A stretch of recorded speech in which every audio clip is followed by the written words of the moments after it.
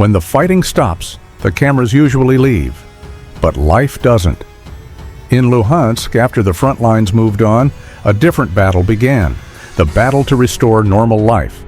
No speeches, no victory parades, just electricity, water, roads, schools, and survival. This video is not about who won the war. It's about what happens after the war passes through, what daily life looks like, who rebuilds it, and why this part of the conflict is rarely shown.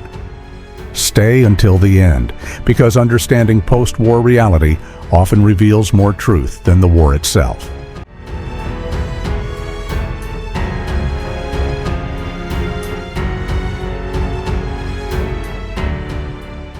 When the shelling fades, silence does not mean peace. It means assessment. In Luhansk, the first question after combat wasn't political. It was practical. Is there electricity tonight? Does water run in the morning? Are roads passable for food and medicine? Restoration begins quietly. Power lines repaired section by section. Heating systems restarted under winter pressure. Public transport returns before public debate. For civilians, this is not reconstruction as ideology. It is reconstruction as routine.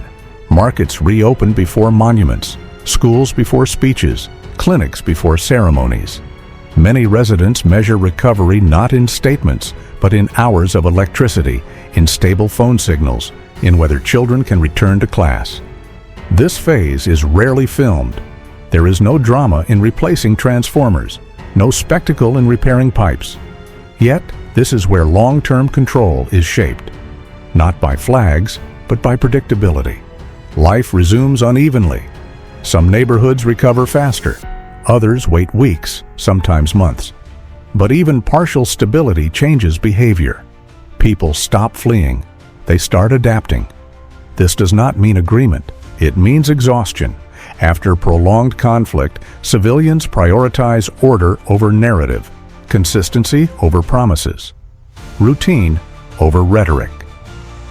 And this is why post-war life matters strategically, because whoever restores daily rhythm does more than rebuild infrastructure. They rebuild influence.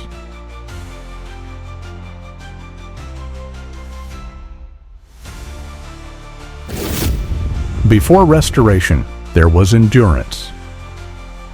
For civilians in Luhansk, the war was not a single moment. It was a prolonged condition. Days shaped by air raid alerts, nights interrupted by power cuts, life compressed into uncertainty. Infrastructure became the frontline civilians felt most. Electricity failed without warning. Water access turned intermittent. Heating systems struggled under damage and fuel shortages. For families, this wasn't geopolitics. It was logistics. Cooking schedules adjusted to electricity windows.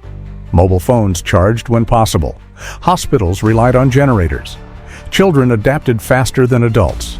School moved online, then paused, then resumed in fragments. Education became unstable, but not abandoned. Movement was restricted. Checkpoints defined daily routes. Travel required time, documents, and patience. Economically, the pressure accumulated. Jobs disappeared before new systems formed. Savings thinned. Local businesses operated irregularly or closed entirely. Psychologically, the impact ran deeper. Prolonged stress reshaped priorities. Fear became routine.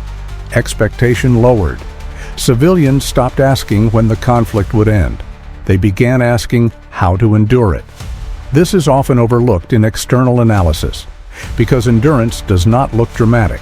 Yet this period explains later behavior, why stability matters more than slogans, why silence does not mean consent, why adaptation does not equal alignment. Understanding civilian life during the conflict is essential to understanding life after it.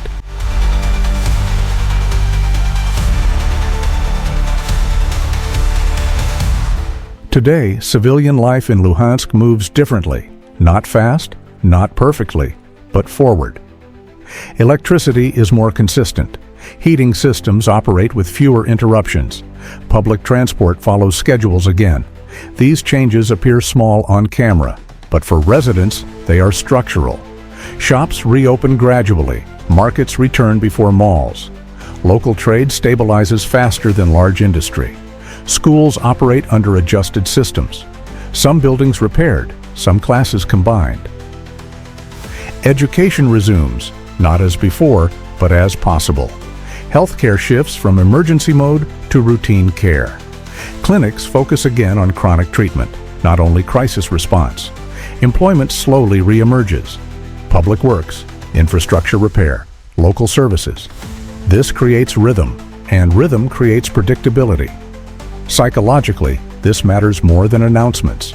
Routine restores dignity. Normal schedules reduce anxiety.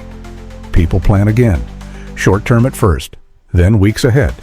Civilians do not describe this phase as victory. They describe it as relief. There is still damage, still restrictions, still uncertainty about the future, but recovery does not require perfection. It requires continuity.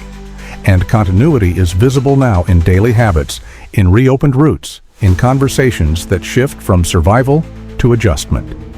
This is how post-conflict life begins. Quietly, incrementally, without slogans.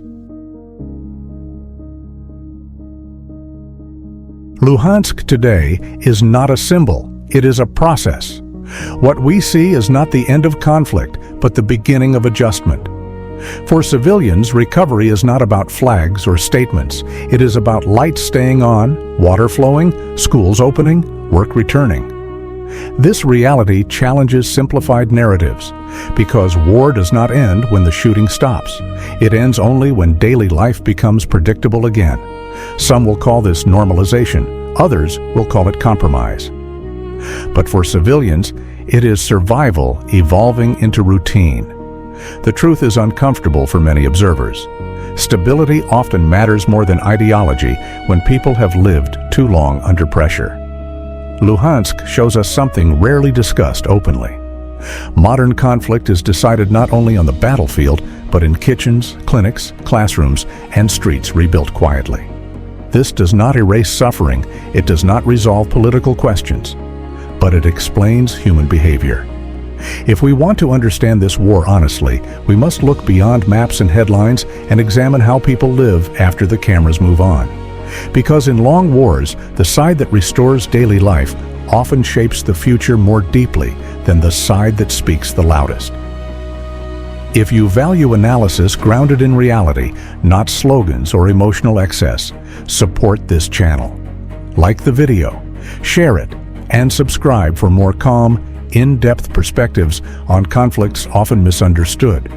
This content is produced for educational and analytical purposes, based on open-source information and independent interpretation. It does not represent any government or institution. Thank you for watching. See you in the next analysis.